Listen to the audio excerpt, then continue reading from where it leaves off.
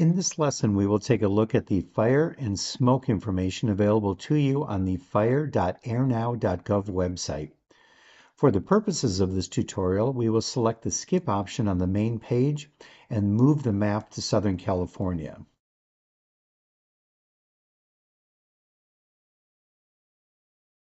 Remember from our first video, the blue shaded boxes indicate smoke outlooks are in effect. As a reminder, you can always click on the legend button to show you the symbols. Here we see the blue squares indicating smoke outlooks.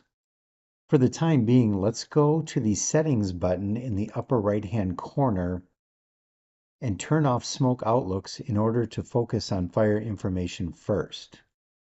And while we're in settings, we can remind ourselves of the fire information available, which are fire incidents, fire perimeters, and fire detections.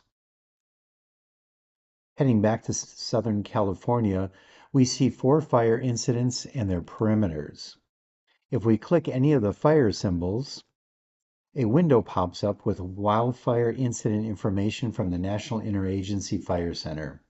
In this case, we see information from the Eaton fire, and you can always get more information by clicking the InstaWeb link.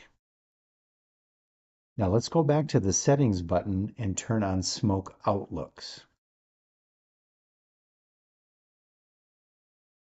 Heading back to Southern California, we can click on a blue box and that will tell us information related to the smoke outlook.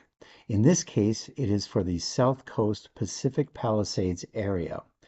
When you click the View Smoke Outlook link, a new tab will open in your browser with detailed information related to the smoke outlook.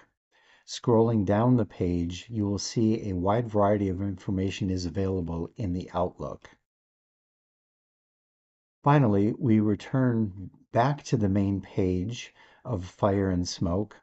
And as you can see, there is much benefit to utilizing this site, especially when assessing air quality prior to prescribed burn or communicating smoke information to the public.